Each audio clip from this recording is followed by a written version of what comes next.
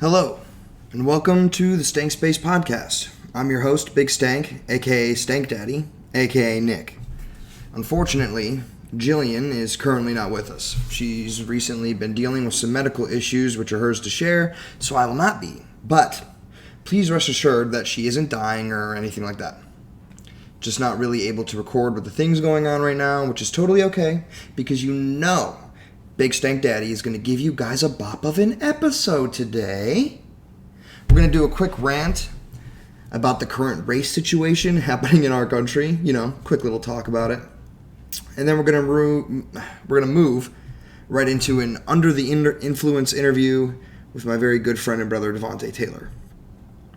But before that, let's talk a little bit about America. Now, I'm going to be reading from some loose notes that I jotted down, but I wanted to keep this raw and off the top as well. So if it seems like I'm not as fluid, that's why. The price we pay for not having our excellent note-taking, editing genius co-captain here by our side. A hefty one, but one that shall not hold us back. So,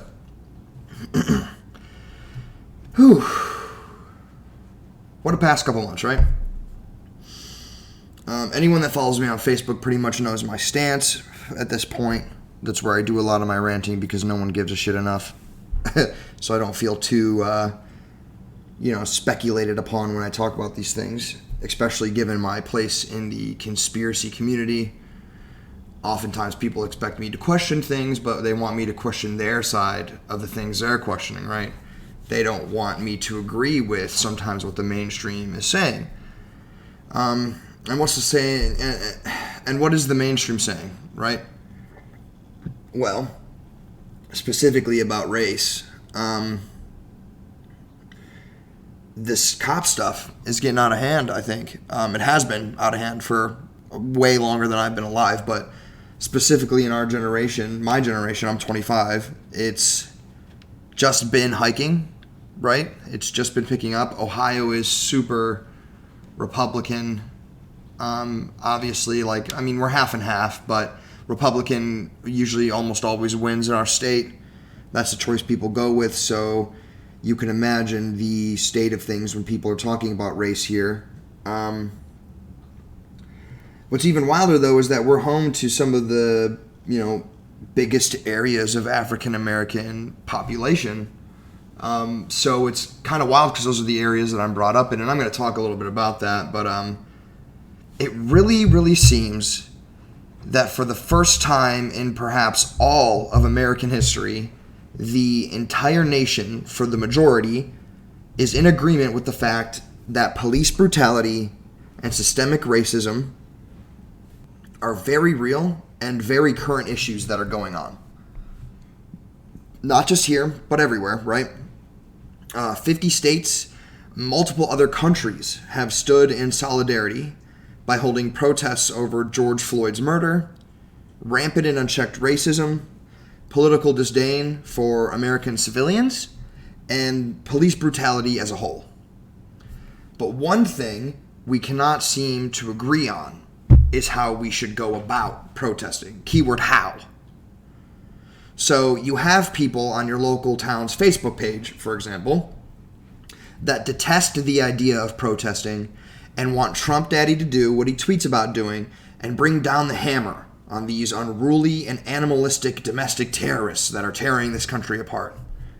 Which is laughable, but pretty much the words that he's used to describe protesters. And then you have people like myself who support the people that riot and protest and have no problem with corrupt precincts getting burned down to the ground, right? I have no problem with that. I'm not saying you should go out and do it, so don't try to come for me like that, Karen.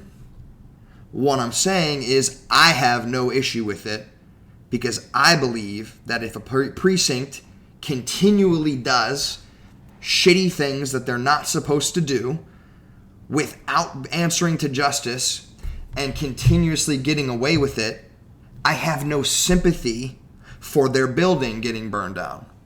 I don't. That may come as a shock to you guys, but as long as there's no innocent people trapped in there dying, I don't give a fuck if when I wake up in the morning, a shitty fucking building that the people paid for in the first place is turned to ash. Don't care. You have celebrities doing dumb publicity shit on either side of the issue, and politics being crammed down our throat because somehow being left or right means you have to be for or against cops murdering people. Now, I already know that my comments are going to be filled with, oh, Nick, it's not the peaceful protesters doing anything wrong. They're marching with their kids and dogs, making signs, doing die-ins, occupying space, changing their profile picture, posting videos of cops being bad people, etc., etc., etc. And they're going to say, as long as they stay away from my nice, quiet, overly white neighborhood, then I see nothing wrong with it. I just can't condone all the looting and terrorism and rioting. It's so terrible. Well, trust me, I hear your argument. I've been hearing it and reading it and having it shoved down my throat by everyone who wants to remain complacent, yet also seem like they're on the morally right side of things. I have been angry as fuck about all of this shit going on. So angry that I was willing to go on the attack. As I'm sure a lot of you have, right? Not physically attacking people, obviously, although, a couple people probably deserve that with the slurs and shit that they like to use. But verbally, I've been on the attack, specifically on social media, a lot, all the time, and I still am, but it's a little different now. I'm making this episode because after arguing and roasting dumb people who push false information, right, and seemingly love the taste of leather police boot in their fucking mouth, my Facebook page was false reported for bullying and harassment, which isn't a big deal in and of itself.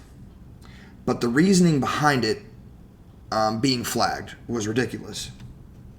You see, the people I was arguing with who literally typed shit out like, all N-words should shut the fuck up or go back to Africa, or commented shit like, the Confederate flag was never used for hatred, or said shit like, they should be fired for kneeling. They flagged my replies that called them stupid and ignorant and provided information as to why they were wrong. And my page was taken down. 1 day ban. I have never been banned for anything ever on Facebook. So it clears. I spend a day off Facebook. I figure I kind of need it. Within 3 hours, boom, I'm flagged again. 3-day ban. And then it clears, and then boom, another week. And this type of banning is really annoying because there's nothing to stop it from being one after the other, right? Facebook has a review system, but according to them, COVID is keeping real workers from checking the challenges to flag claims. They're letting the AIs pick and choose instead, and then these AIs always default to, nope, you're bullying, and that's wrong, because they don't know how to fucking read like a human being reads. I felt helpless and angry and full of vitriol and hatred for these dumb morons who would rather push hatred and fake news while hilariously using that as their rally cry for why we should be behind Trump, because it's just fake news shitting on him, right? But they're going to post articles that are flagged as fake by like 3 different fucking sites, including Snopes. They would rather, they would rather push this bullshit, it seems, at least from the, I don't know, I guess I would say that I've argued with upwards to 50 to 100 people at this point, just in this month. Some debates, very limited heated arguments, but it would seem like they would rather push the hatred and the fake news than admit that there's a problem in this country that truly does target people of color in horrible and exhausting ways. So, what did I do after my page got fucked? I deleted it and made a new one. And then while I'm in the middle of, getting all this shit set up to record, that Facebook is, gets fucked by Zuckerberg. So I delete it and make a new one to that. And then it gets messed with. So I delete it and make a new one, and finally I'm left alone long enough, right, to at least get news out and function. I'm re-adding all my friends, but I have to be careful because the Facebook AI will pick up who I'm adding and link it to my page that I had to delete and all that shit. It's like an endless social media nightmare. Obviously not the end of the world, though. But instead of screaming into the open abyss about it, I finally just decided to sit down and meditate. yeah, meditating, the thing that I recommend to people all the time but never do myself. And after meditating, I continued to educate myself on the things happening. I tried to see it from all perspectives, even the ignorant ones that I was combating. And then I started typing, writing, scrapping ideas and my opinions and rewriting them again.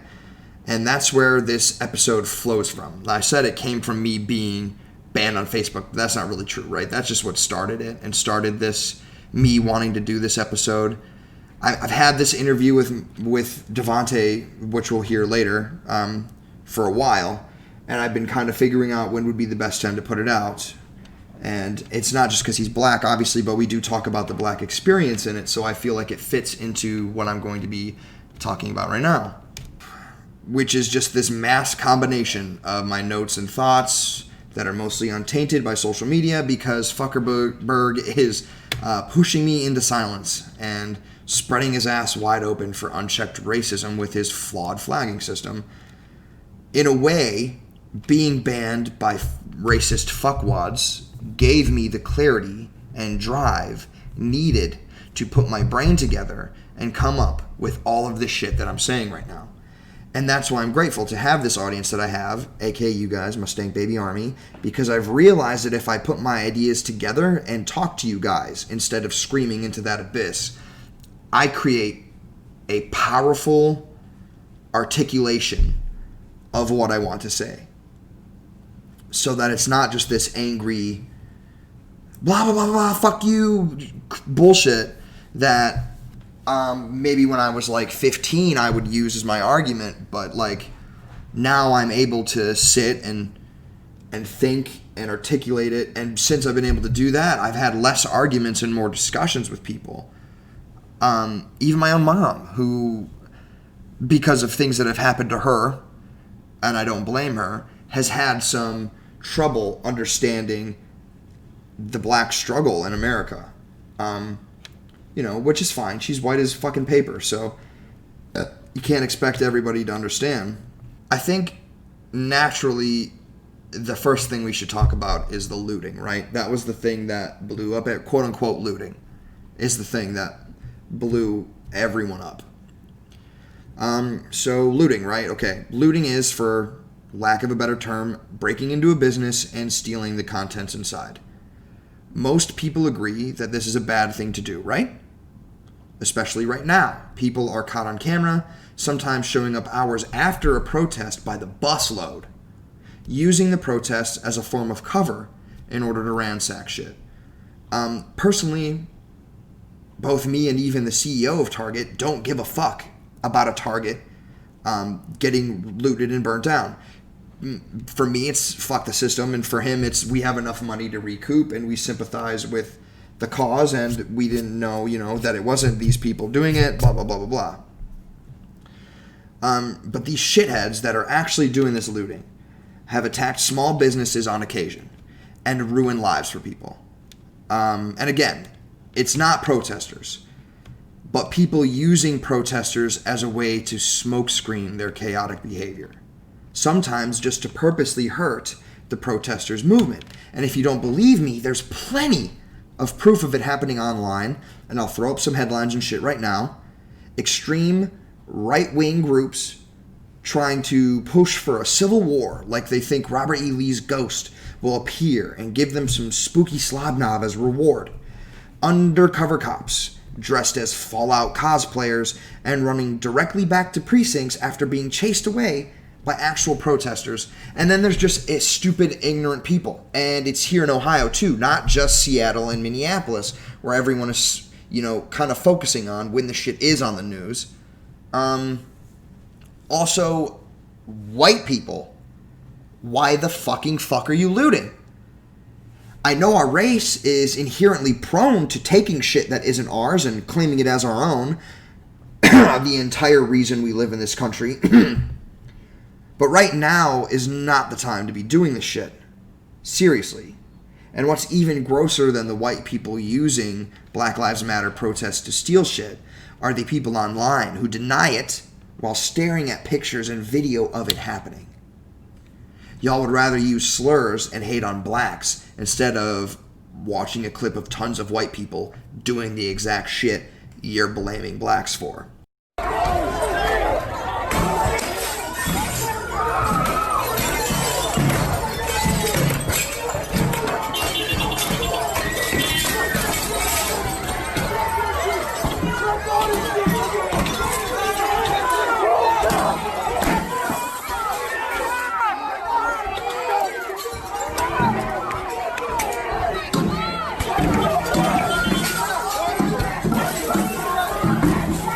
Remember how I talked about celebrities doing dumb publicity bullshit? Like pretending to board up windows of major storefronts before protests happen, or just being Jake Paul and filming inside of a mall as it gets looted. Well, guess what? That shit is looting too. They're enriching themselves off of tragedy, using the protests and rioting and looting to push their social media and become more popular. Profiting off of other people's pain for likes and shares. Unlike us, of course, these people toss ads on their Instagrams and YouTube videos talking about and showing just raw footage of protesters. No work goes into their shit. No real attempt at informing the public or making real change. Just footage and pictures and ads. And then they go home to their fucking mansion and they watch the protests on TV. And that, to me, in my opinion, is looting. Take a moment to really think about that, because you're going to find that because this episode is centered around Black Lives Matter, there will be no ads. There's going to be a link in the description that leads you to an awesome like YouTube jumble of videos that you can just leave on in the background with the volume off, and it'll collect the rad revenue and send it to the different organizations that Black Lives Matter works with. I'm going to send you to a different video with ads that's going to help take care of people, instead of put ads on this and I'd only make like fucking $5, but I don't want to make money off of talking about something legitimate and real, which is more than I can say for fucking Jake Paul and Tana Mongo and fucking 98,000 goddamn celebrities in Hollywood posting shit to their Instagrams about how I take responsibility. Oh, and if you're a news outlet, holy fuck. Just take a second to flip back and forth between CNN and Fox, and you'll literally witness them fucking cherry pick clips and videos to fit the political bias of the network they work for. And guess what? That's looting too. Profiting off of pain. Pushing false narrative and political agendas. Isn't that gross? Isn't that disgusting? Isn't that what the news has been doing since before fucking 9/11? Yes, and yes. So I think we can all agree that protesting is good and looting is bad. But what about rioting? Rioting isn't peaceful, right? Our Constitution says we all have the right to peacefully protest on public land. For example, that's why it's absolutely illegal to run over protesters on the road. Yet up to 60 fucking people have died from that very fucking thing since these protests started. You know, for all of you who have that Uncle fucking Dennis who gets on Facebook and says, if they stop me, I'm gonna plow them over, instead of just saying, your rights don't matter to me if they inconvenience me for 20 minutes, and I'd rather run you over and kill you than sit here and be patient. We see you, Uncle Dennis. And your weird White Lives Matter Facebook banner that's blurry because you zoomed in too much on the Google image you somehow figured out how to save, copy, and paste. But our Constitution doesn't protect rioting, or in other words, the intentional destruction of property for the sake of sending a message. And by that definition, rioting seems wrong and scary and unneeded. Nobody wants an angry mob smashing in their windows. And some people just don't like the images of flaming cop cars and precincts. But my issue is that the people who don't like that all seem to voice the same question in some way or another. Why can't they just be peaceful? which is usually followed with some black and white image of Dr. Martin Luther King walking with protesters during the original civil rights movement. Well, here's the answer to your dumb fucking question, Uncle Dennis. They did. They have been. They still are. For over 400 years, blacks have been enslaved, trampled on, beaten, raped, murdered, had their cities and homes destroyed by gangs of angry white people, had their children spit on in schools where they weren't welcome, had their government promised veterans benefits revoked after serving in fucking Vietnam. 11% of our population at the time was black. 32% of active duty troops sent to Vietnam were black. How the fuck does that make sense? Maybe we should ask Donald Trump why he never told all of his friendly African American fellows about bone spurs.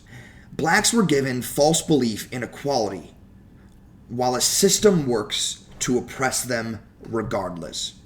And what have they always done? Peacefully protested.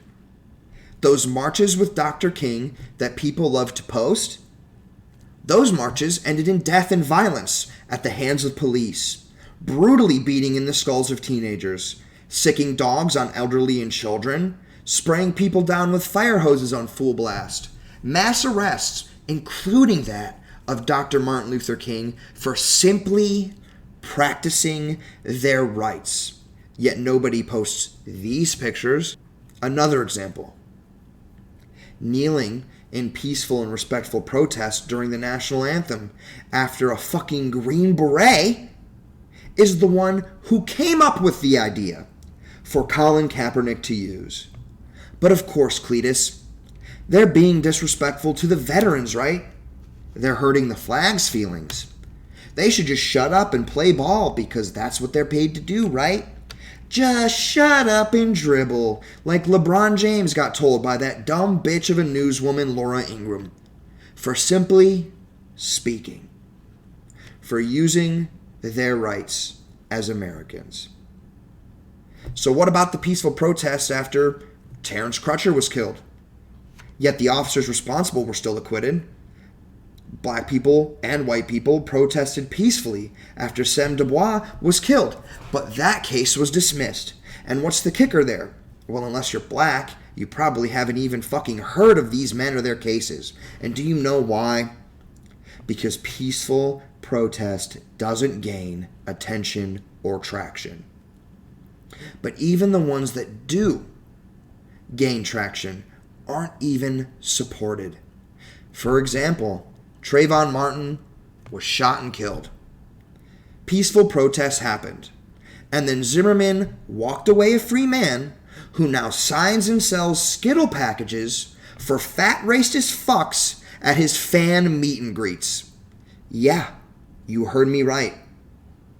George Zimmerman signs Skittle packs, which is what Trayvon had on him when Zimmerman assaulted and shot him to death, at fan meet and greets.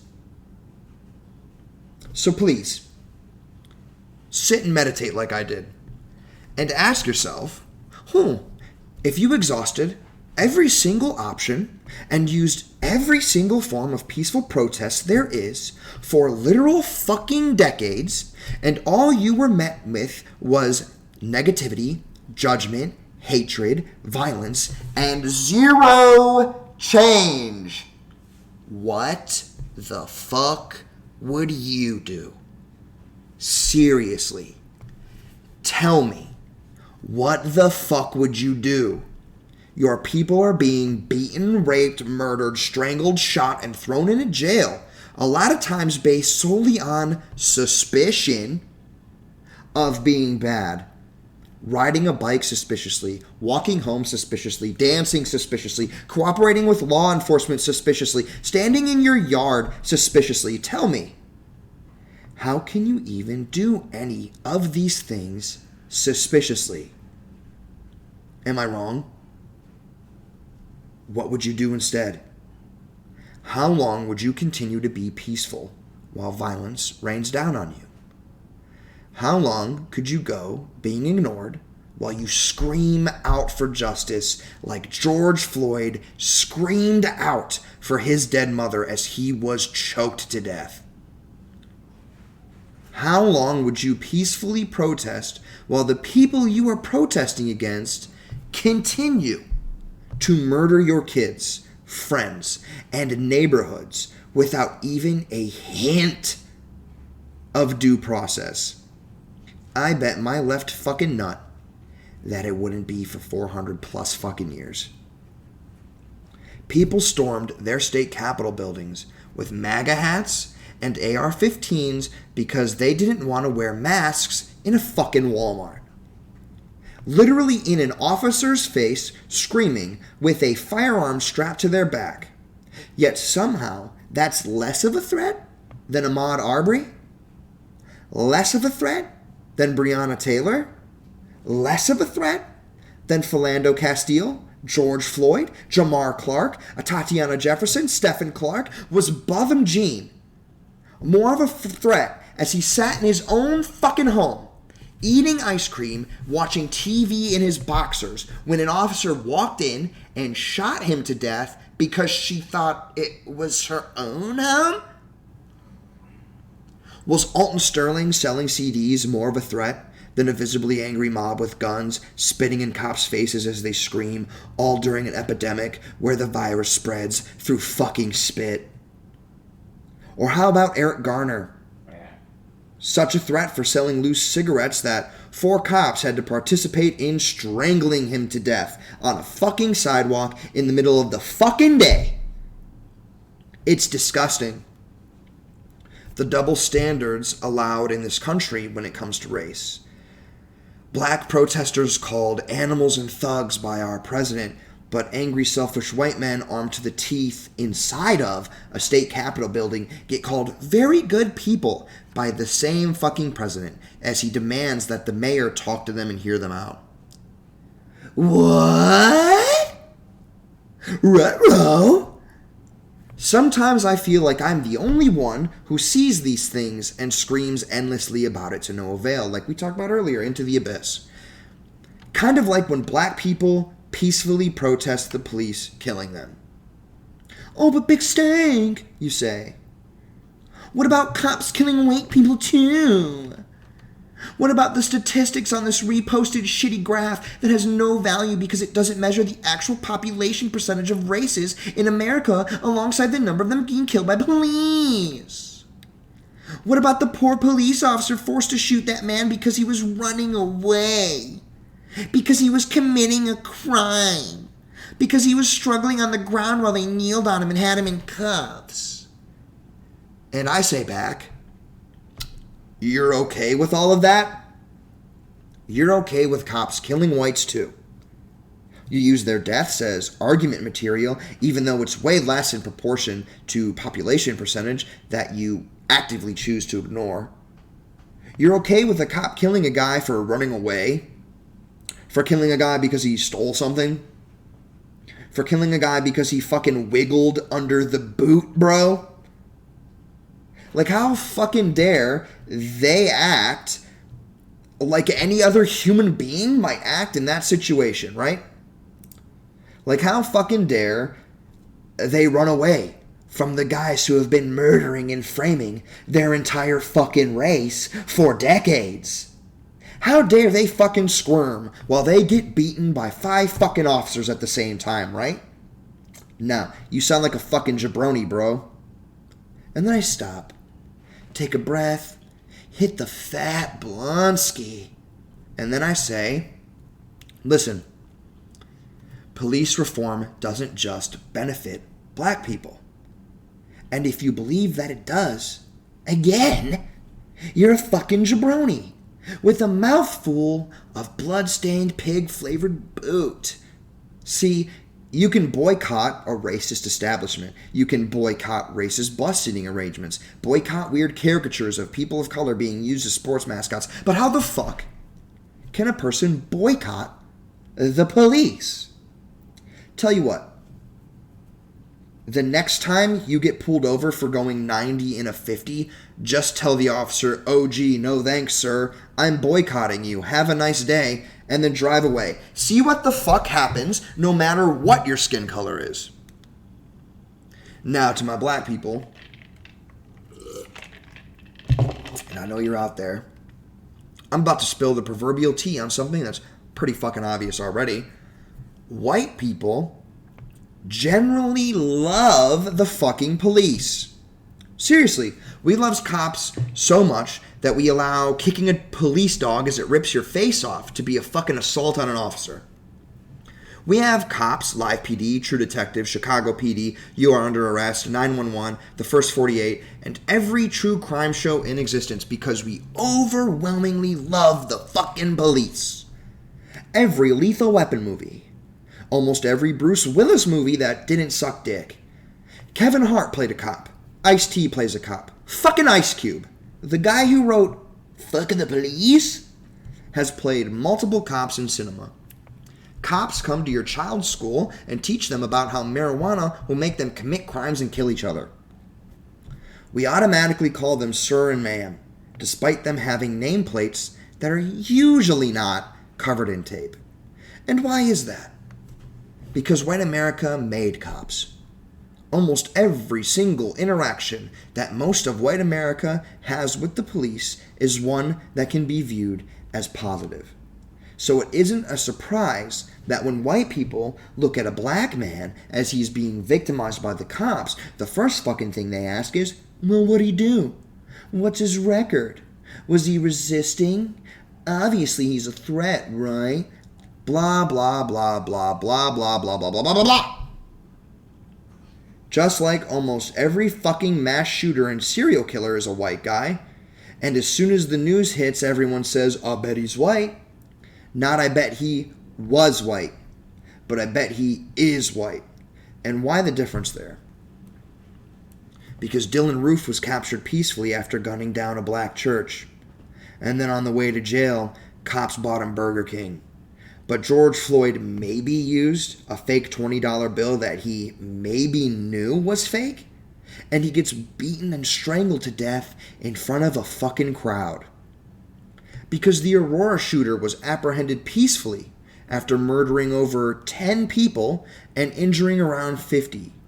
But Elijah McClain was in the same city dealing with the same police department that dealt with that Aurora shooter.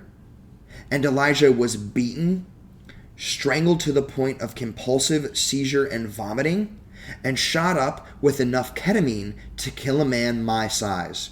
All for the crime of dancing as he walked home, because it seemed suspicious.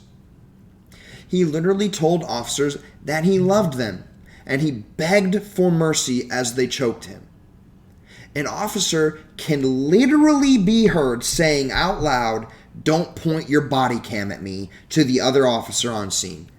Elijah was pulverized into a convulsing puddle and then drugged into a coma before dying a few days later as a result.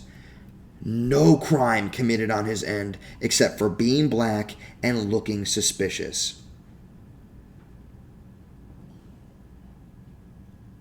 The district attorney a couple days ago viewed all that information about Elijah and declared that it wasn't a homicide. That beating an anemic boy to the point of vomiting and then shooting him up with enough drugs to kill a man 100 pounds heavier than him was not murder. If I went out and did that, guess what it would be fucking called? Murder. If you went out and did that, guess what it'd fucking be called?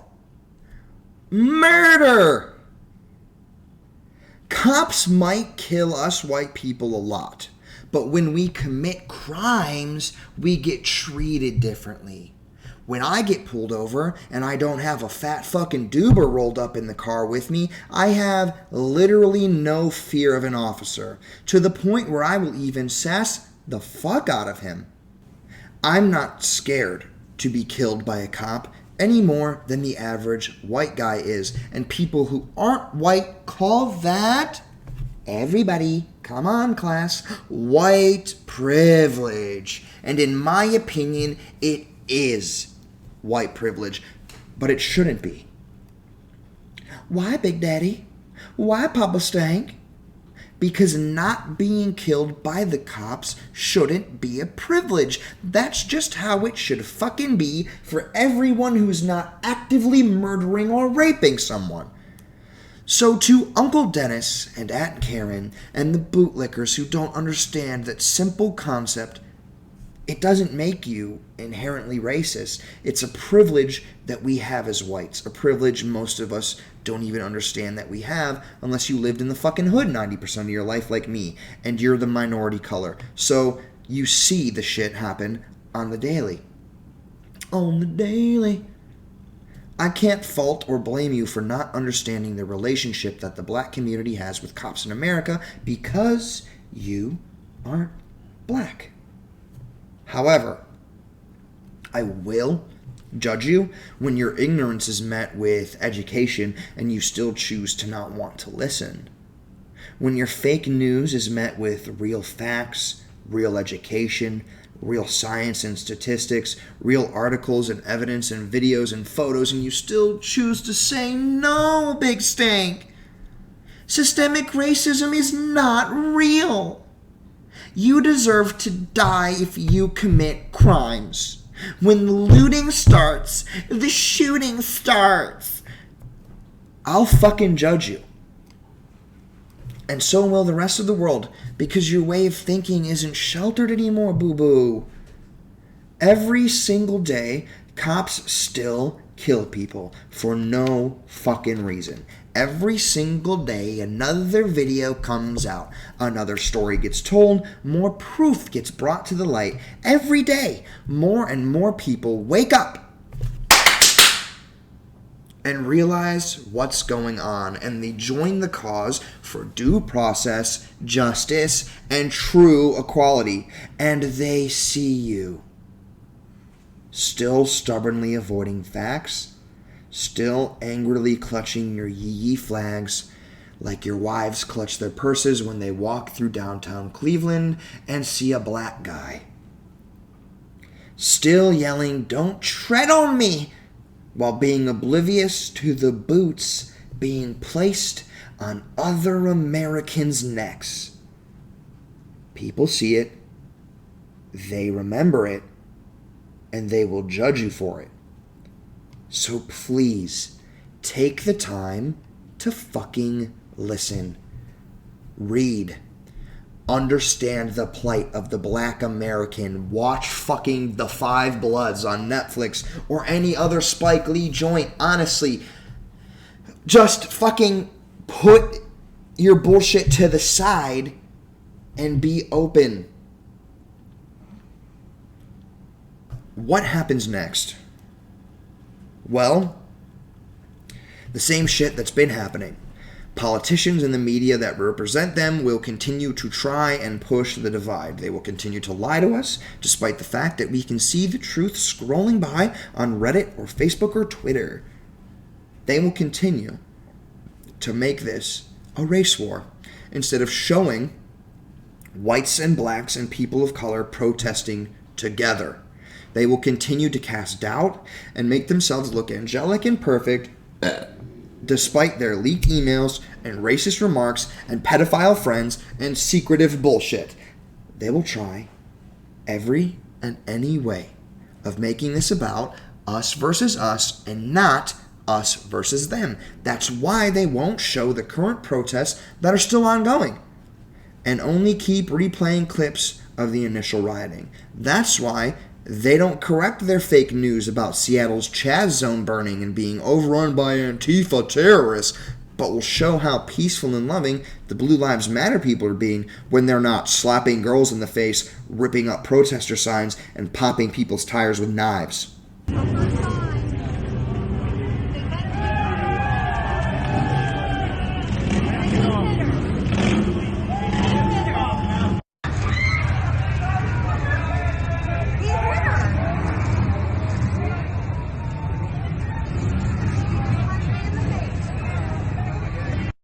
You're so scared. Aren't you embarrassed? I can give you my business card, sir, if there's a problem. Aren't you embarrassed?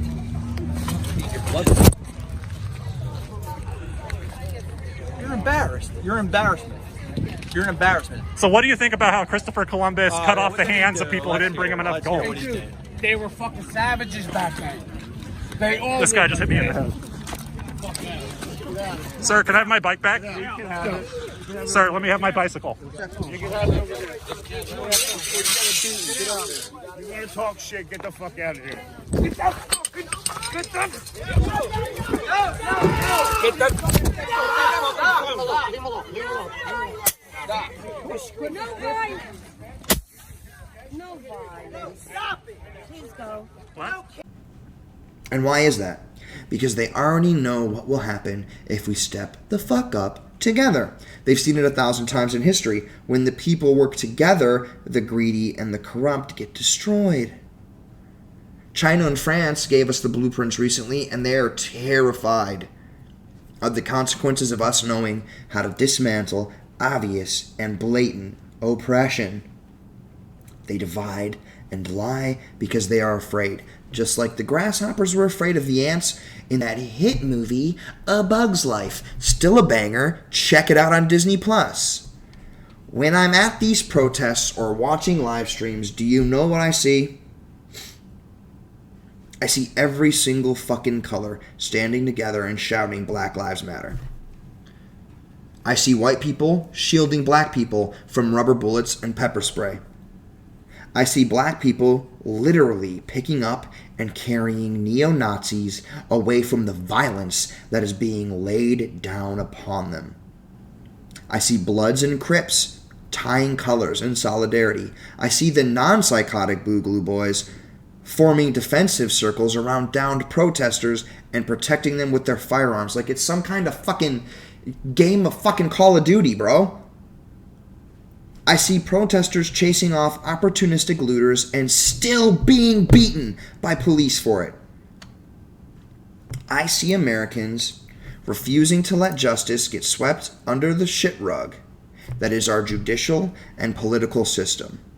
A system designed to protect cops always. I see patriots using their rights to face down systemic tyranny and hold corrupt people and institutions accountable for their flagrant and disgusting disregard for human lives.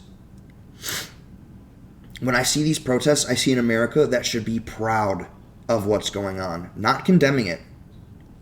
And after this is all over and justice has hopefully won, I will see Dr. Martin Luther King's dream come true at last. I will see an America where my fucking son doesn't have to grow up and bury his black friends because they were killed by cops who wanted to play executioner.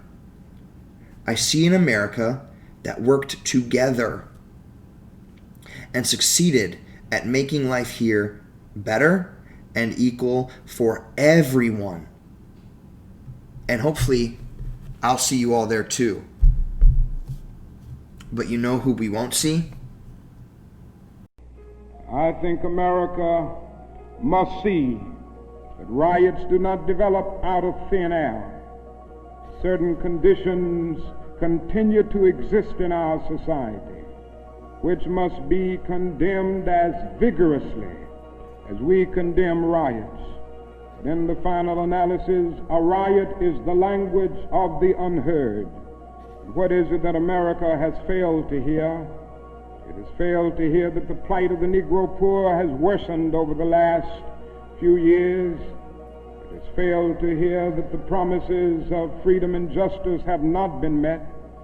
And it has failed to hear that large segments of white society are more concerned about tranquility and the status quo than about justice, equality, and humanity.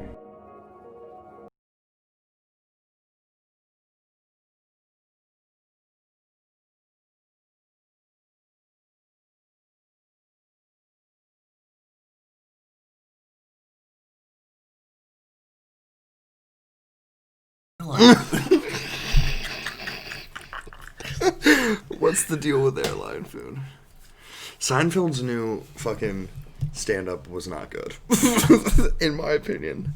Honestly, there were parts of it that were funny. Seinfeld as a fucking comedian. Here's the thing, like, let's be honest. Through the whole stand-up, he was like, I'm the dude from the 90s show that everyone knows. But, like, I thought there was going to be, like, growth through that. Mm-hmm. Like, you know, but it was just him, like, talking about how bad cell phones were, for real. And then I turned it off. I turned it off halfway. I turned it off halfway. I just can't. He's just not funny, bro. His shit's just, like, really sterile and just, like, kind of, like, predictable. And it's not like, and it's not like a too much money disconnected from the world kind of thing. It's just like a, he thinks he's like, maybe he's struggling with the whole, like, I was crazy fucking famous and now, like, no, like, Kramer's more famous than me, and it's because he said the N-word on stage once, like, you know what I'm saying, dude? Yeah, you can't. That shit's already sailed, so you can't do that. But hey, though, his series, Comedians in Cars Getting Coffee or whatever, that was really good. I thought he did good with that. What was it? Comedians in Cars Getting Coffee or some shit. It's him with other comedians, which I appreciate. Listen, I would never get in a car with fucking Jerry Seinfeld. I don't know, I would. I would. I literally see him in the car and look at me like, next. Jerry! I was like, check, please. Okay, with that beautiful intro, and my beautiful, gorgeous wife, Tori, in the background doing hectic, manic witch shit because tonight's a fucking mega moon or some shit. Okay, let's be honest. Are we still on Jerry Seinfeld? Who do you think would be better? Who do you think is a shittier comedian? Jerry Seinfeld, or what's his name? Raymond? Everybody loves Raymond? Seinfeld for sure. You think so? A better comedian or a worse comedian? Worse. Oh, worse is Raymond. Oh, okay, yeah, that's what I'm saying. Have you heard his stand-up? Okay. No, I haven't. I can't even. Is his real name Raymond? I don't. That's exactly. So no, this is why we have. Look, we carry. This is why these niggas are poop right now. Point fucking pooping. You heard this right here on Stank Space podcast. I'm Stank Spaced out. So, introducing my beautiful guest for the day that you just heard rant with me about Seinfeld and old people and how shit's not working. We're eating jelly beans. Incredibly loud jelly beans. So you knew who I saw the other day? What? Fucking... We can't talk. We can't use his name. It's not his name. Call him Dirty Burn. Saw a good old boy, Dirty Burn. It's a Dirty Burn. Bro, pulled up at Circle K. Literally, listen. If Charlie Sheen was a hick, it would be this man. That's the best way. That's the best way to. He pulled up in a rusty old Town and Country car, bro. Oh damn! So he's still riding it. Mm-hmm. He's still riding. He's like one of the. Okay, to explain it to you guys, Dirty Burn is one of these people who we know. Who is he's like that guy that you know that rides through life, never leaves hometown. Gross nigga. Or maybe he does. He disappears for like 2-3 weeks at a time, shows back up randomly, like somehow greasier than he was before. But can they hear me eating jelly beans right now? No, they won't be able to pick that up. So anyway, back to introductions first before we keep. I'm gonna have to cut all this up. This is gonna be so confusing to me when we're sober.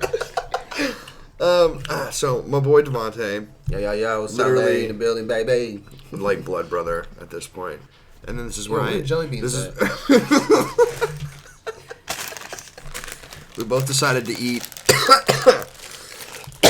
a minimal dose of Happy Stamps and get this fucking interview over with. It's the only way to get this man to open up. He grew up hard in these streets. Ain't that right? Yeah. Brooklyn born and right. No, you're not from Brooklyn. We're not allowed to say that. No, for real though, yeah. This has been my lieutenant. If I was the captain, this is my ride or die. I don't know how it goes. You know, just I trust him. Like the godfather to my kid, dude. Yeah, very important. Bro. A very important man. A very important man. Straight up. This is bloodline shit. Fuck Sierra Gifford.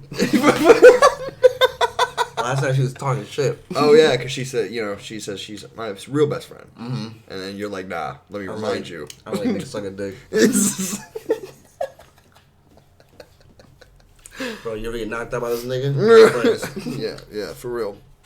We've been through it. It's fun. 8 years.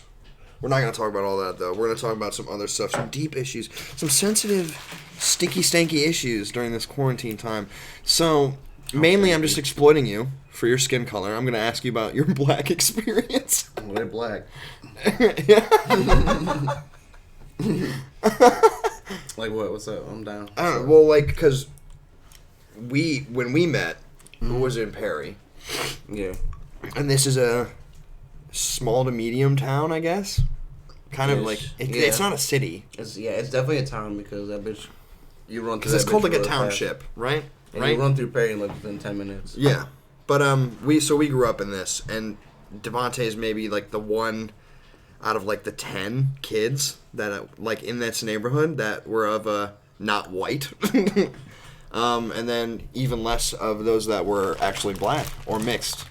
In your case, you're like biracial, aren't you? Like somewhere down the line, some cream got in. I'm Creole, nigga. I'm like that Louisiana French, whatever the fuck. Yeah, you Beyonce skin. He's got Beyonce skin. Yeah. Becky with the good hair. My shit nappy as fuck though. This quarantine got me shaking. Yeah, for real, dude. I go to this hood barber, but that's a whole other different story. Like, apparently it's illegal. I don't know. I be out here getting illegal haircuts, yo.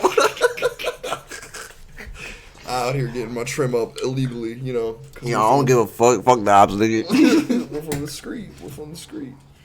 But we really are from kind of, you know. We came from hood backgrounds, and when we met up at Perry, you obviously had way more of a hood experience than I am. You want to talk about your daddy a little bit?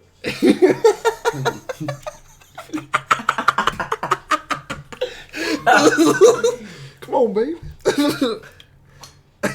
Well, my dad was your dad for a minute, for a while, in a weird way, in a mentory way for D, but you hung out with my dad differently than when we were together, though. Like D would sell my dad weed. Me and Russell used to get high.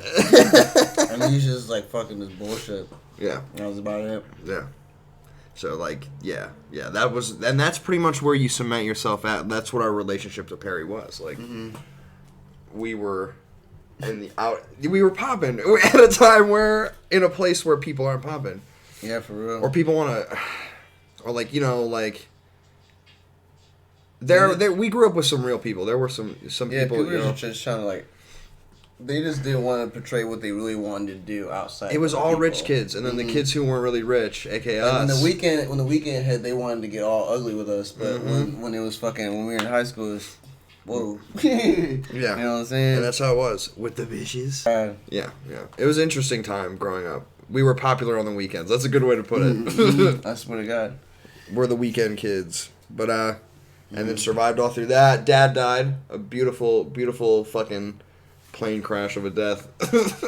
And then what made D my best friend was that he didn't leave after that, like, because, you know, like, anyone who's experienced death and doesn't understand it yet or hasn't had the time to reflect on it or contemplate it, because maybe it hasn't happened close to you, like, it wasn't just oh, my dad died. It was like a challenge, like a shaking of my beliefs of who I thought this man was, like, in the way that he committed his, you know, death and the way that he lived his life, those moments up to it. It was just so interesting. Like, that's not the dad I knew, but it's the dad I know now, right? It was crazy for real when that shit happened. Well, you know, that's how addicts work, but it was intense.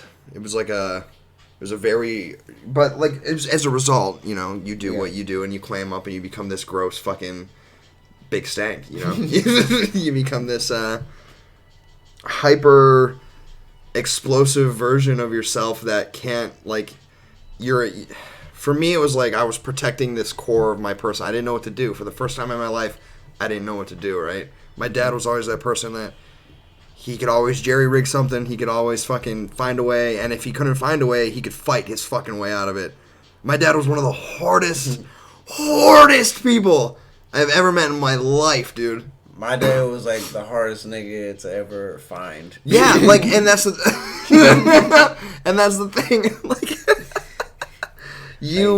You didn't know your dad at all, and my realm of who I thought was my dad, and who it was like this facade. It was this brilliantly painted illusion created by an addict, and then it came all crumbling down in one fucking second. It was like I didn't even know who this dude was. I have this built up mythology of who the man was, and all that, and in reality, all that's left is he's dead, and like this is what was real. He was a fucking dude. Yeah. I see. He did a shit ton of pills. Like he did a shit ton of pills, and fucking And that's what's fucked up when you see shit.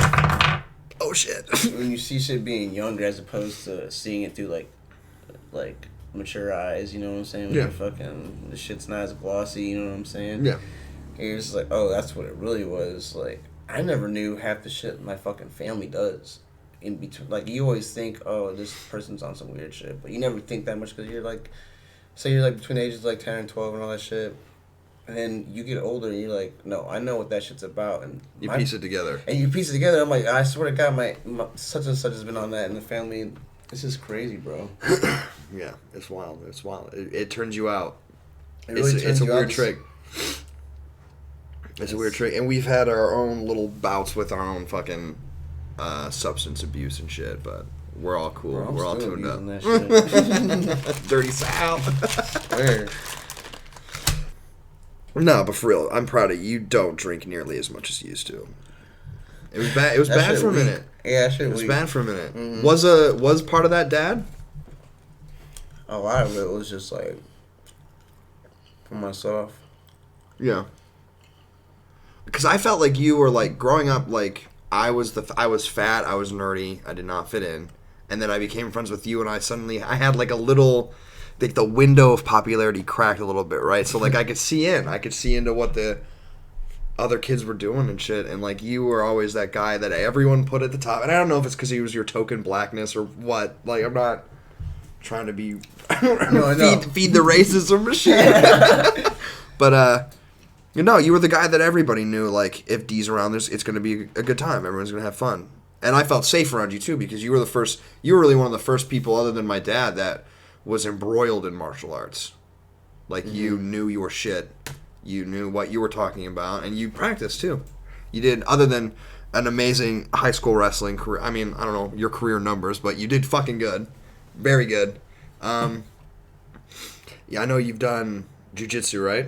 Brazilian Jiu-Jitsu and Muay Thai, right? Yeah, a little bit. Yeah, a lot of it, actually. A lot of it. You told me you started practicing. Your mom had you in a school or some shit, right?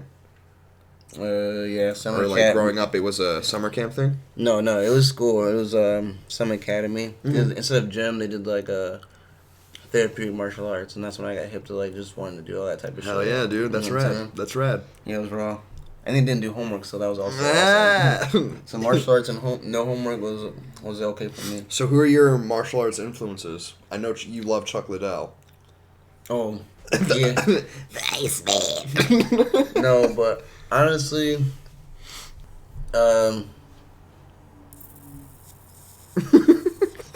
Donnie Yen. Oh, hell yeah, dude. It man. Yeah, hell yeah. And Cheyenne Fat, too. Yeah. He slept on. He's the dude who curved the bullet, right? Wasn't that his thing? Yeah, Bulletproof Monk. Hell yeah, dude. You know what I'm saying? Jackie Chan. Of course. You know, all the Asian culture, bro. Jackie Chan really did it different, though. He broke into, like, black culture. Mm-hmm. Like, that wasn't... Him and... That's how I feel like it was him and Jet Li. Yeah. They really broke into, like, the hip-hop vibes. I think... Wasn't DMX in a movie with Jet Li? Yeah, that was Cradle to the Grave. Oh, my God. Bro, hard. So fuck... And then what was it? Jet Li was also in the movie with Aaliyah before she died. Yeah. Romeo Must Die. Yeah, bro, that was good. Shit, Yeah. DMX was in that too. Yeah. It was tough, bro. That's where he should have went.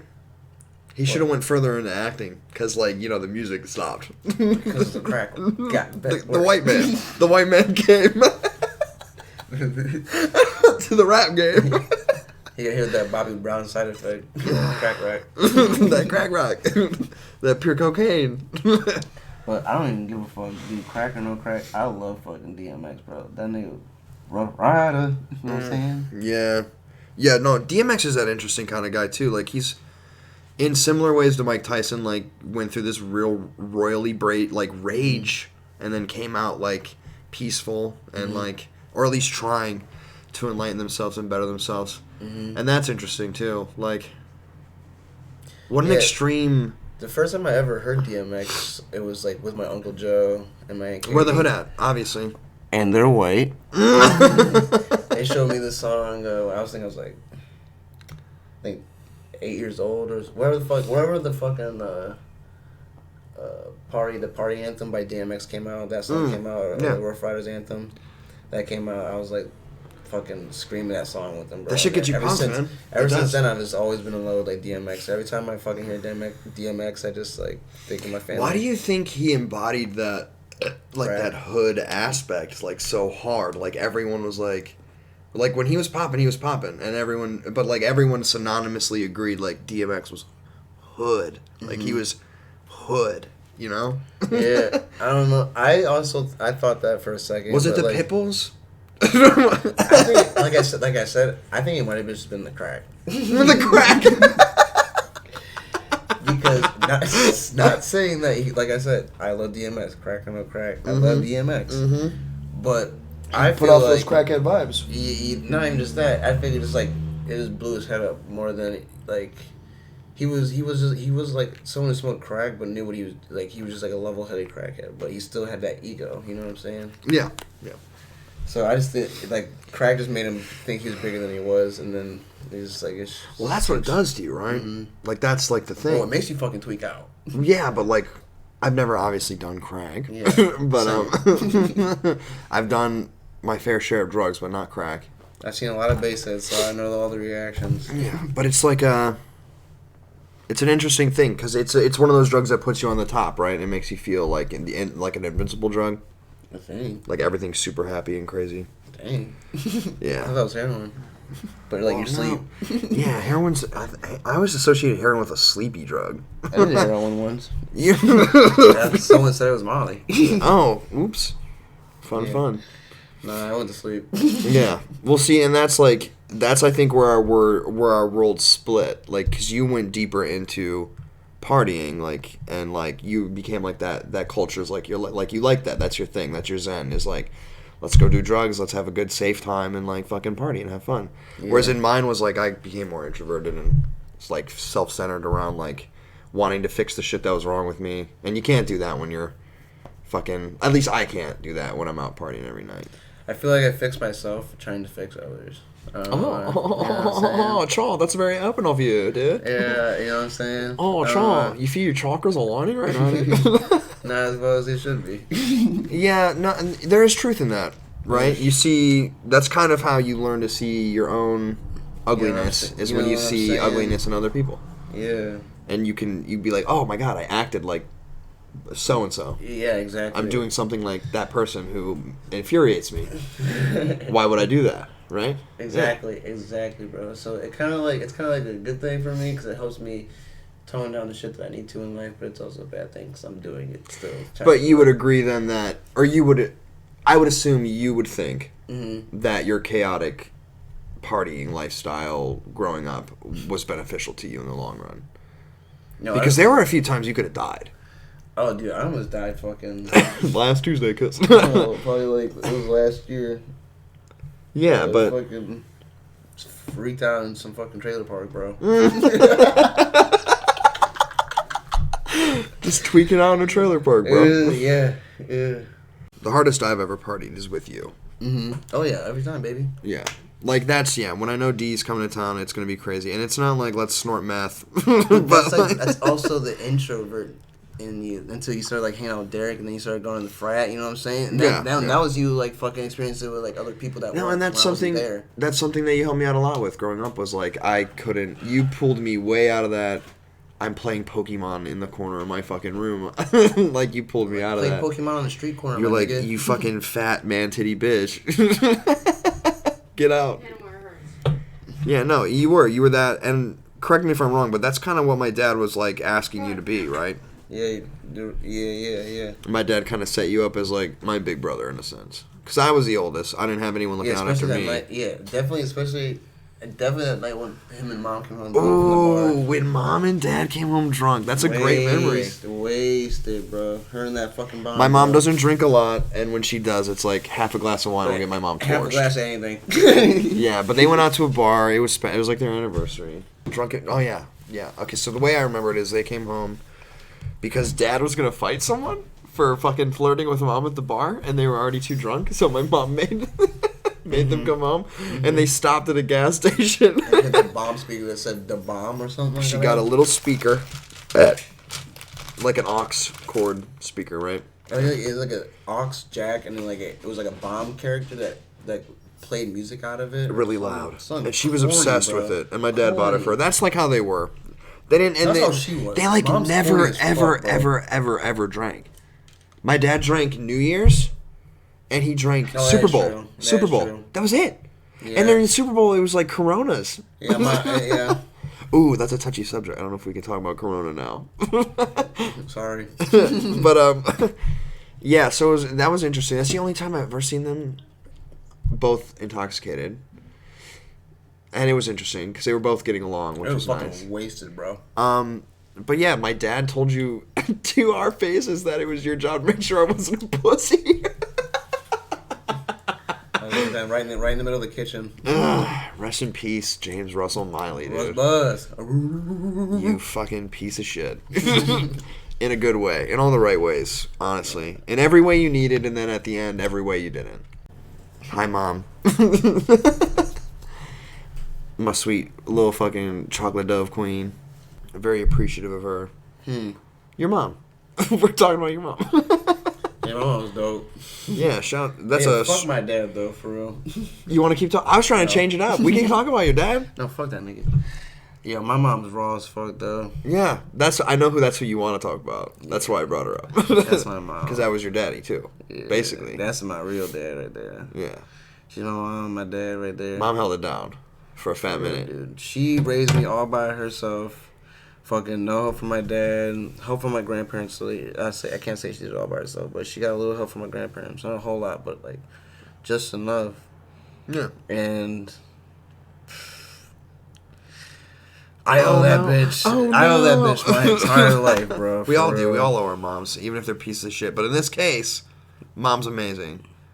Mom's fucking amazing. My mom's fucking. Your mom tried to fight my mom for Dude, taking yeah. care of you when you ran away. She's fucking crazy, bro. My mom's. Oh In yeah, a good way. my mom's fucking crazy. Dude. In a good way. In a bad way. She's fucking crazy, bro. She's batshit crazy, bro.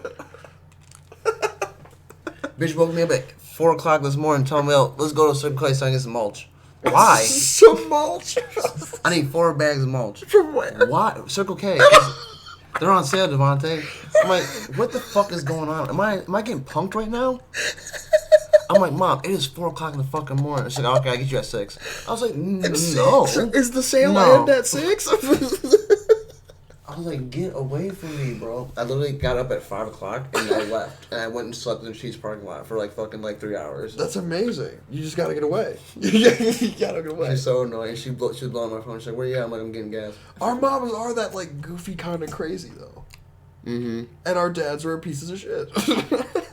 Isn't that funny? Goofballs, bro. Yeah. Goofballs. You think your mom's a little less of a goofball than mine. My mom's a little crazy. But to be fair, your mom didn't have Our three- moms are both. My mom's crazy. Your mom's crazy. But it's like 2 different crazy. My mom's two different like sides. My mom's hysterical crazy. Yeah. In a sense. She's very cool and calm, but she does get that little fiery. Is that the Irish? Is are you gonna blame that on the Irish? I'm saying, you say, if she fucks with you, it's cool. But if you try to fuck with her, she just flips the switch real quick. Yeah. Yeah, definitely Irish, bro. Does she have a good relationship with her parents? She ever talked about that with you? I'm there. Yeah. Oh well, yeah, of course. Yeah, but Are they stern with her and shit? And that do you see it? That's weird. That's because I never hung out with my grandparents and my parents at the same time, but you have. Do you see that that carry down? Oh, that's why my mom's like that. Oh, 100%. Okay. And it's very scary. 'Cause Because I've come to realize that I'm slightly bipolar. Well, yeah. It's more slightly, it's situational, bipolar. Okay. What the fuck? Yeah, you have emotional swings. Yeah. Yeah. And Yeah, because my grandma's got it like really bad on my mom's side. And you can, and you see it and you can relate to it. And yeah, because she's got it, and then she got tested, and she's like bipolar. Not tested, but like, you know. Yeah, like went to a therapist and Yeah. got diagnosed. Straight up. It's you do take a test. It's a more P like test. a written test. It's a P test. Just sniff your piss. Yeah, oh yeah, you got the bipolar. Oh, you're bipolar as fuck, bitch. Ooh, this bitch. Ooh. You might be tripolar. Might be tripolar.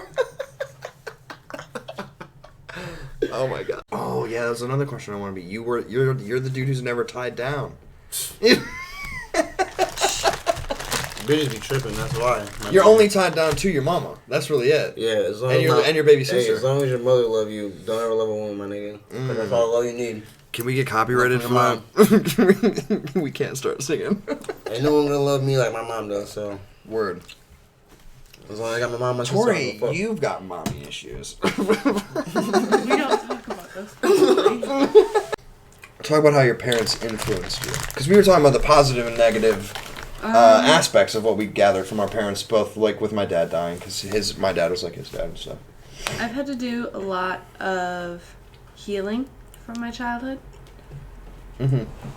So there's that, but I feel like I don't have like a lot of horrible memories. I was able to grow up. No. Yeah, your memories are great. Like, Yeah. at least the way you talk about your childhood. Yeah, I was able to grow up with goats and chickens and all the Real Crack. Real hillbilly shit. No, meth out there, bud. I wasn't exposed to the crack or the meth. But it was out there lurking in the Oh, it cornfields. It was just hiding. Right very behind the well row of from me. Yee trucks with the "Don't Tread on Me" flags. That's gotta be so weird for you. Oh, for sure. Definitely. Being my liberal whole life growing I've been up. gay as shit. Yeah, like you grew up the exact opposite of what your What I was community. surrounded by. Yeah. That's And weird. that solely had a lot to do with like my outside family that was very left leaning. Very, very left leaning. I mean, kind of. I just had a cousin, Allison, that I looked up to a lot as a kid, and she was like a poet and like had a very hard like. You just had like hard depression sways. aesthetic. So like, because I know you were, and everyone goes through it. I think in their own way, like that emo kid. Like my emo face was strong as fuck. Yeah. It was bad. Emo kid face, but Oh, you it were was like so you were bad. different colored hair. You I had were. an emo phase, but I never dressed up because I was black. So Yeah, No, I was So I already just, as like, emo as I could get. I'm already in the darkness, so you know. So I just listen to the music. I am the darkness that's I'm inside of whiter me. than fucking you. So I had the hair. Yeah, I had you- the at-home stab yourself, fucking self-mutilation, the Piercings. shit. Yeah. I was the whole 10. Yeah, Go big or go home. Yeah, how gross, right? These scars run deep. Why man. did we think that was cool? That's so cringy. Because I love I mean, Slipknot. not really. It's just Stop it! because yeah.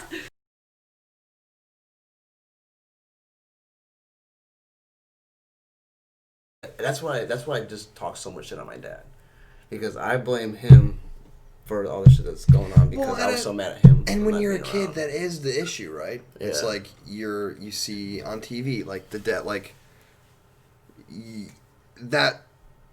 lack of a positive male role model. Like we hear it growing up, and we're like, haha, yeah, right. But then when you get older, like you really do see it. Like, oh shit, like that is so important, and I didn't have that. It really is, bro. It's Yeah. nuts. Like our positive male role models were fill-ins. Like Yeah, that's what I'm saying, bro. and even then, like not perfect fill-ins. Steve, nigga. Yeah. My mom had a nigga named Rodney. That nigga was corny as hell. Just like, and then you've got to like pull the pieces and patches out of all this shit and make your life like you've got to You stitch it clean all out the together. muck. Yeah, that's a good way to put it. I just did drugs. Yeah, yeah, and that's what I'm I saying. mean, Your yeah. pathway was different than ours, but Yeah. And drugs is coping with some of the muck. my pathway is different than hers. Hers is different from yours, man. But the most important part is that we're all here together, dude. We're all talking about it.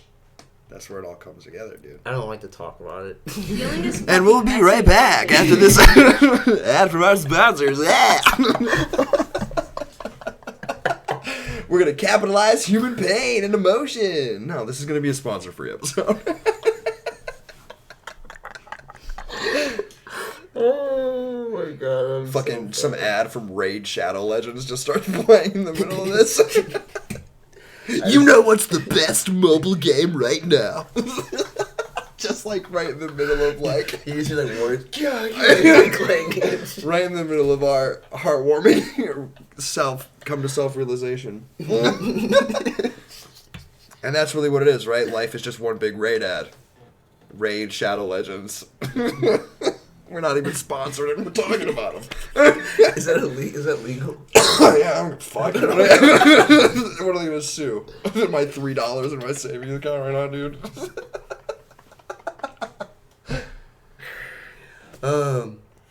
Hey. That is a great game though. Yo, fuck Jerry Seinfeld. That's why. That's how we started talking about our all this came from Jerry Seinfeld. So this should be named "Fuck Jerry Seinfeld." Yeah. Can you hear that? It's my eyelids. Get up close to the mic.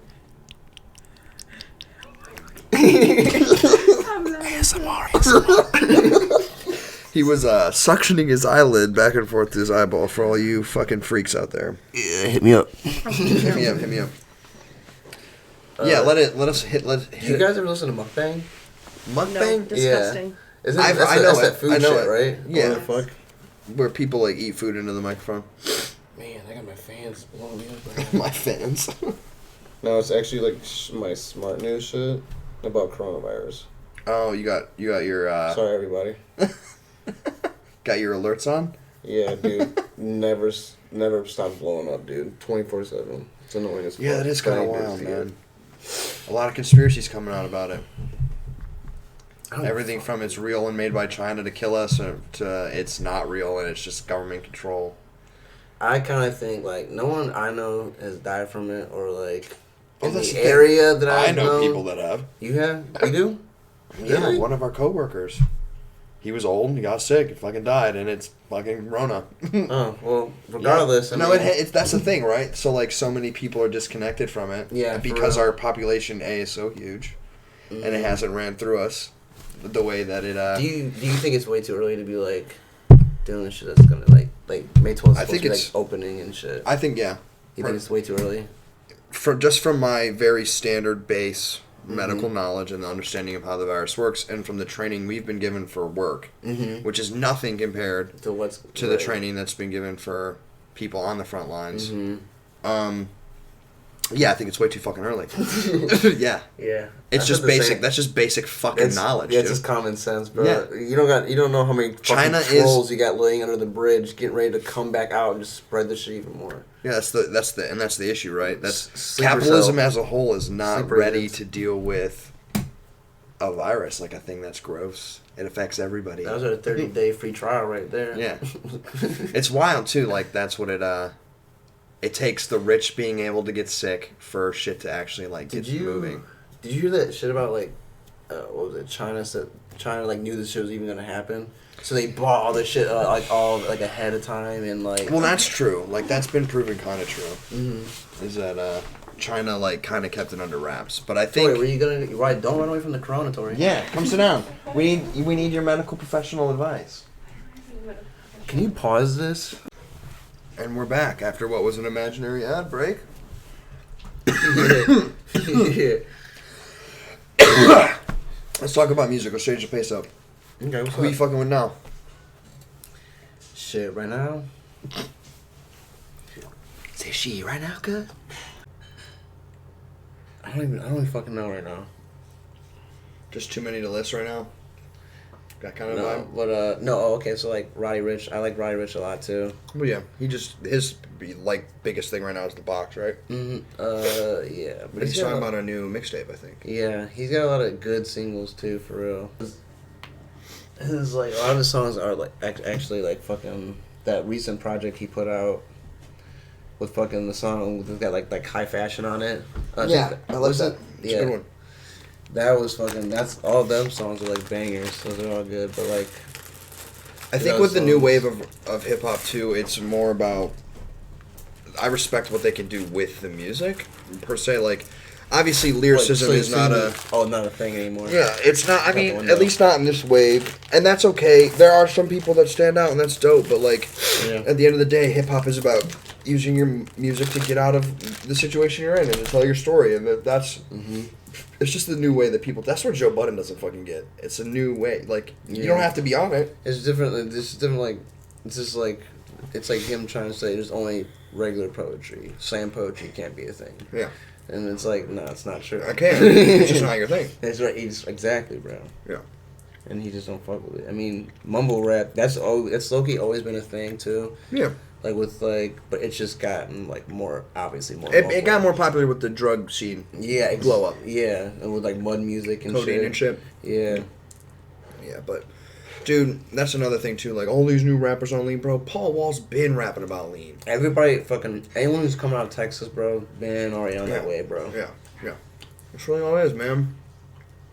And Straight up, bro. it's a new mix of those two cultures clashing. Mm-hmm. That like Xanax, bro. Yeah. There's a lot of fucking. The new hip hop scene is a drug hip hop scene. It's like rap, but not in the Woodstock. same way. Like that, and that's the thing, right? Like Snoop and Dre and NWA, it was weed and coke at that time, and now we have designer. NWA, drugs. it was fucking crack. With Snoop, it was crack, bro. That was straight crack, Yeah, bro. yeah, yeah. That was straight crack. Yeah, no sense in putting it up. In the 90s, it was fucking. It was heroin. Heroin. Heroin. Oh, that's a crazy thing to think about. Like heroin. What? The rise and falls of like. No, like how many of our people like that we look up to musically? Almost probably every musician's on some kind of crazy shit. Mm-hmm. You gotta be right to like just do the. At least if you're touring. Mm-hmm. Like there's really no way to. I'm sure there are healthy ways to do it, but not in a way like you can make the most money, and that's like really what it comes down to, right? Exactly. Yeah. Living a fast lifestyle, bro. Yeah. I think that's the thing that I don't agree with the mumble rap. Mm-hmm. The new wave of rap is about Wap. Yeah, the new wave of wham. if you really think about it, a lot of materialism and shit. Mm-hmm. It's like that supreme mindset. That what's the term for it? Hype beast? It's a hype beast mindset. I just think it's just like. But you have seen some of these rappers turn that though. Yeah, but it's. I'll give some mumble rappers some credit where credit's due. But you gotta think. Like Lil Yachty did a lot of great shit with his It's money. not- He got it's money not- and then he did good shit with it. You Listen, know, like for if himself. they were still they could be like. You can put Nas over any beat and it's gonna be good. Yeah. You know what I'm saying? It's just You but that's can't- Nas. And nowadays, it's the beats that are making rappers hard. Yeah, that's what I agree with. That's why I was. That's what it is. Bro. Yeah, like I think that's a big part of it. Is I find myself more, what can this musician do with the music given to them? Whereas It's like if they can take your fucking rap lyrics and put it in any type of like, not almost any genre of a song, and it still like go with the flow of the song. That's real rap right there. And it really just taps flows. into the. I think another big part of it is that this new wave of hip hop taps into multicultural, like so hard, so fucking hard, and it's, I don't know, especially to old heads, and that's like difficult to understand. That like that white kid doesn't just like Eminem. That white kid listens to, understands, and knows Kendrick Lamar really fucking well. Or vice versa. That fucking black kid's been listening to Mac Miller every day since he's died. Shit like that, like straight up. And I think that wave of rap came about due to rappers that came like right after. Like, you remember when J. Cole went through that spiritual shift, and he went from like that dude who was like all about money and work shit. out for me and all that. type shit, And then he like Illuminati. he waited for like bitches to work out for him to like Illuminati and shit. Okay, spiritual bullshit aside, woke J. J. Cole. Cole. He obviously realized that materialism isn't the vibe. Yeah, quote woke, unquote.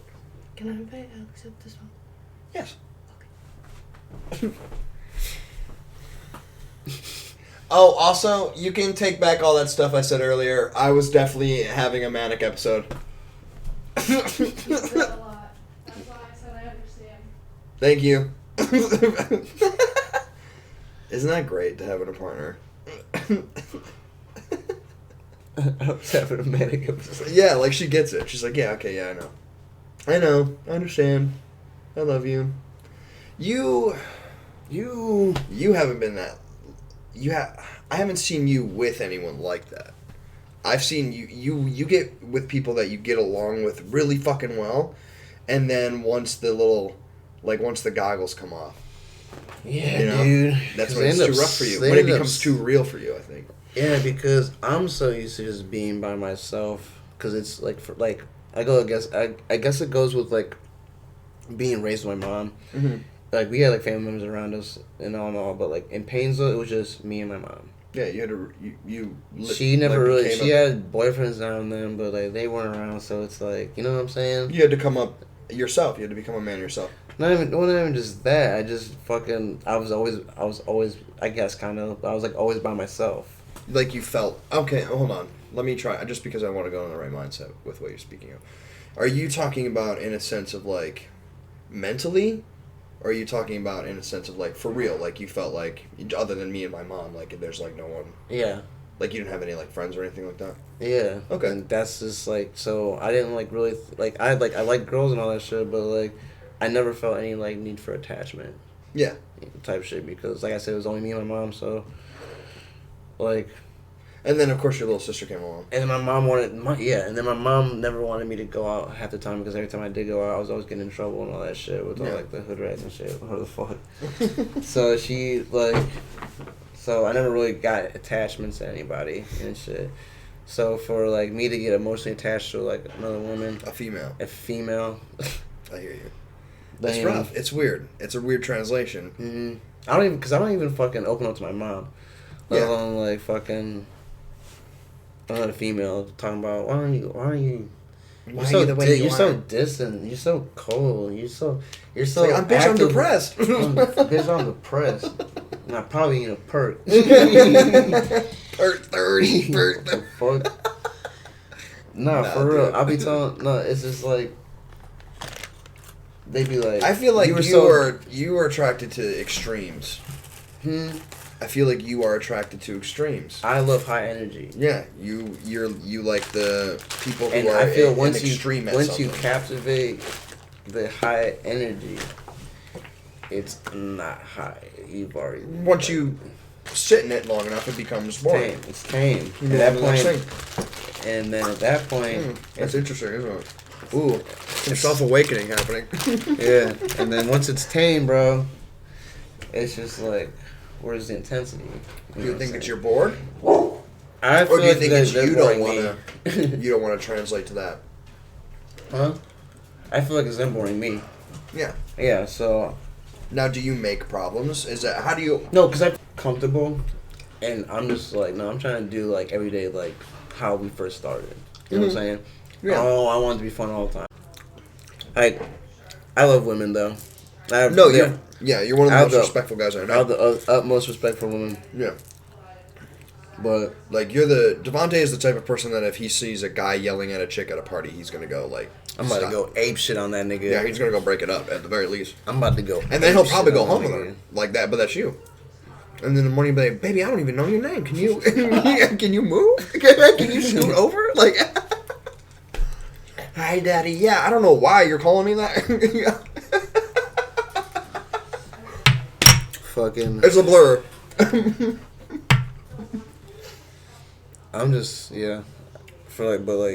But now the reason we're talking about this is because you're saying you're feeling this need to like self-center and refocus, and I feel like you've done that a lot in your life though. Like you've hit those points of you go so hard that you gotta come back home and recenter. I've also noticed that too. Yeah. And it's always on the same times too. But do you feel like it's been a stronger pull lately to like stop and slow down? 100%.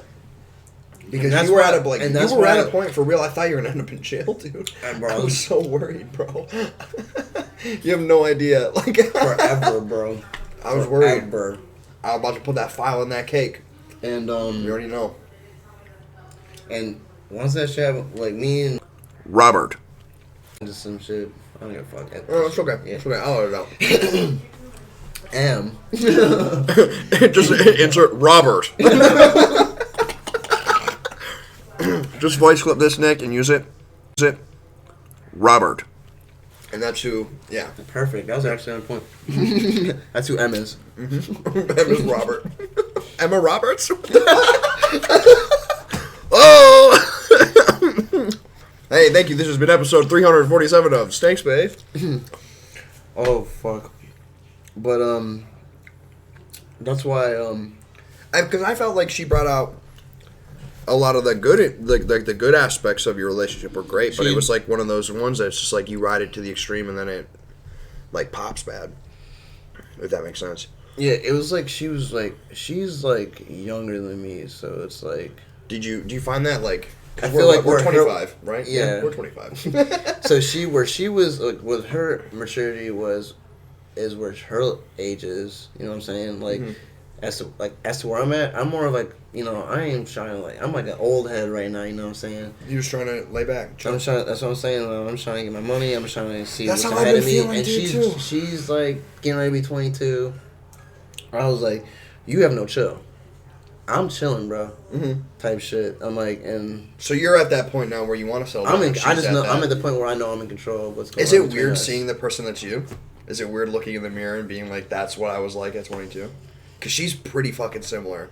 I mean, obviously there's major differences. She's not an African-American male and shit. But, like, in the way that, like, the party kind of shit gets into you, gets you that little bug.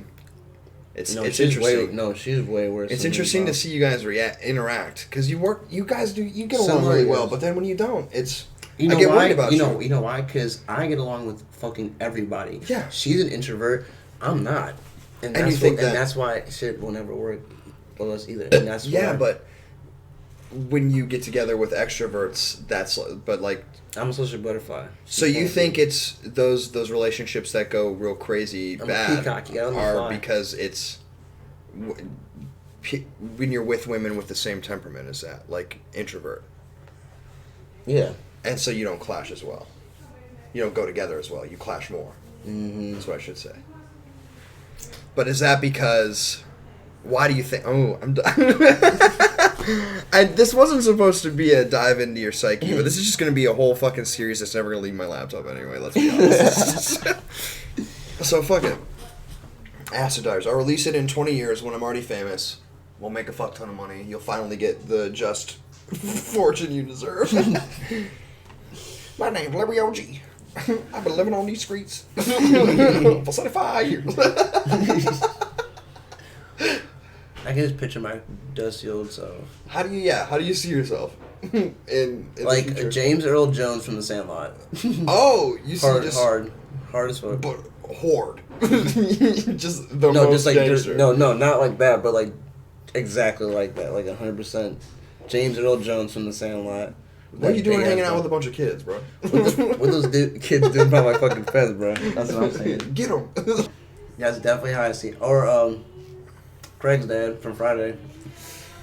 Yeah, that's how I see it. That's how I see us now. I feel like, and I know it's stupid because we're 25, but like we've pushed through like a lot of crazy shit to get to where we're at. Maybe that's what this episode's about, the celebration of where life's at now. Let's look at where life's at now. Mm-hmm. How are you doing now? How would you evaluate yourself? Are you better than you were a year ago? I mean, the law says I'm doing pretty good right now. The law. But the streets say I'm being a little bitch. Yeah, that's but interesting. it is what it is, man. That's a whole different dynamic. I don't have to... Like, people know me, right? Yeah. They know me. They know who I am out here. I don't really have to talk about it, like, where I'm at. Mm-hmm. But I'm also white, so, like, I don't have that... Like, I grew up, like, basically my family is black, but... like, I just have a ton of aunties and uncles and shit and people that have, like, taken care of me and grown up. We were never a segregated family, for sure. Very hood. But I still, like, I can... Is it difficult? Like, because I know you...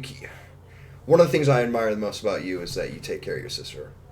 That's my baby. Yeah, but like, is that difficult? Like, do you find yourself having to be a different person around her? My love stems so much for her is because I can't see my other siblings as much. It's actually just like because I love her with all my heart, but I also share so much more love for her because I can't spend times with all my other siblings because I don't even know where half of them are. Yeah. Now, see, this is some shit. I knew you had other siblings, but I thought like they were like you met them once or twice and everything was chill. Like I didn't know how that. The last time I met the majority of my siblings is when my dad came around when I was like 18, and we all were just like fucking my cousin's house in Painesville, and they got like it's on Facebook. There's a picture of us all sitting on the couch and shit. Yeah. Okay. I think that's. And that's like the last time. Yeah, and then what did you? And there was like I think there was like two. There was like three. I think three others I didn't even meet at the time. Mm-hmm. So, minus like three others. Is it? How does that feel to you? Like in relation to like, have they ever tried to hit you up, or is it just like we know we exist and that's really all we have in common kind of thing? That's the weird part about me. Like I have like emotions for real, but since I have no emotional connection with them, I don't. That's why I don't like really care. So yeah, but like if they don't, if I never like with my how you feel about your sister that you do like.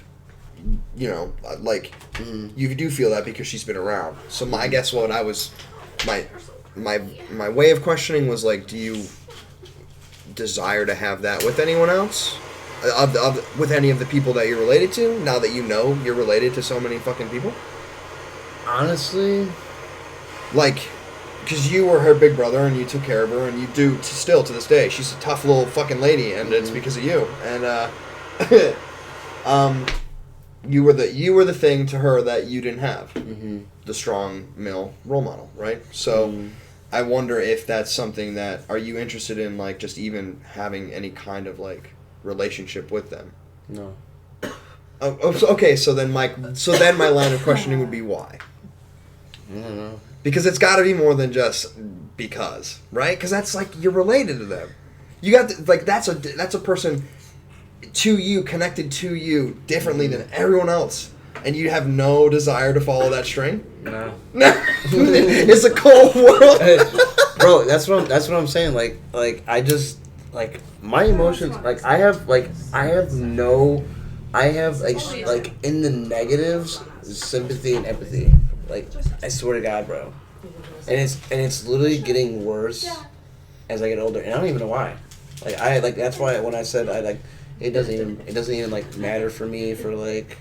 Well, obviously, it's like what we deal with over time is what we become accustomed to, right? Mm-hmm. So, you do you feel it's the same because your dad was kind of like what the fuck ever? I'll be around when it's when it's convenient. Yeah. Is that how you feel? You are in relation to them because like. You know how he treated you. You know how they treated him. I feel like I do that now with my family. Pause for a cause.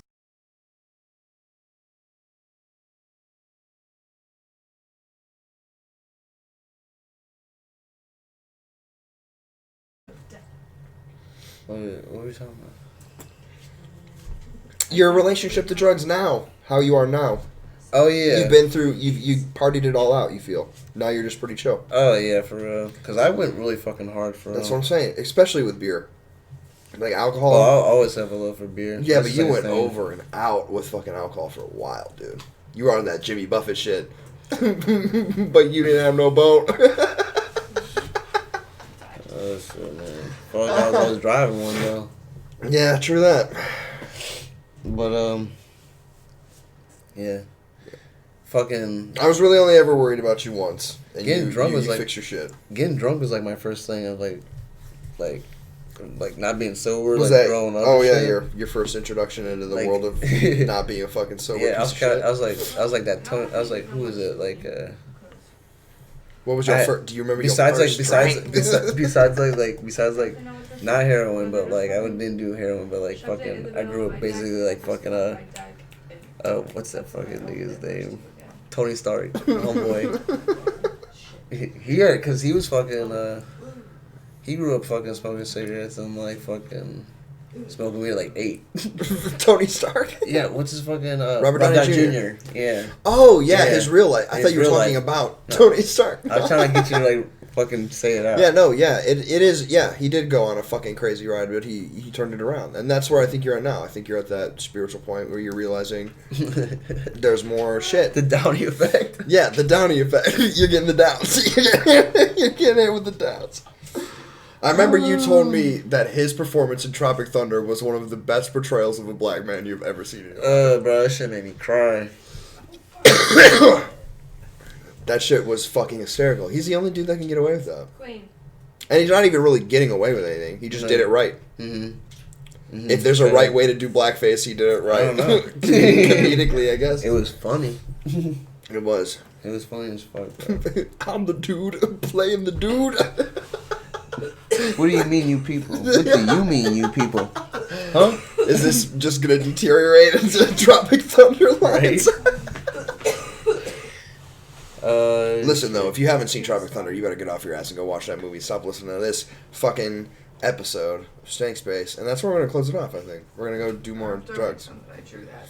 Cool. You good? Yeah. Yeah. Anything? Shout out. Say whatever you want. Do more drugs. To embrace being. Especially lean. No, wait. That'll work. Fine. Okay. Yeah, take that as you will. And until next time, kicking it in Stank Space, quarantine style, 2020. Killer bees are on the rise. We'll talk about that later, though, I guess. Bye. Thank you, D. Thank you. Love you. Love you so much, bud. Nigga. Love you.